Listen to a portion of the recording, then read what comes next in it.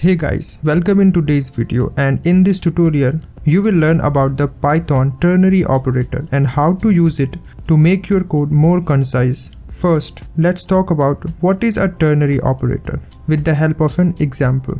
The following program prompts you for your age and finds the ticket price based on it. Here is the output when you enter 18. In this example, if following if-else statement assign 20 to the ticket price if the age is greater than or equal to 18, otherwise it assign the ticket price 5. Here is the code. To make it more concise, you can use an alternate syntax like this. In this statement, the left side of the assignment operator is the variable ticket price. The expression on the right side returns 20 if the age is greater than or equal to 18 or 5 otherwise. The ternary operator evaluates the condition. If the result is true, it returns the value if true, otherwise it returns the value if false. The ternary operator is equivalent to the following if-else statement. Note that you are familiar with the following ternary operators. However, Python doesn't support this ternary operator syntax. The following program uses the ternary operator instead of if statement.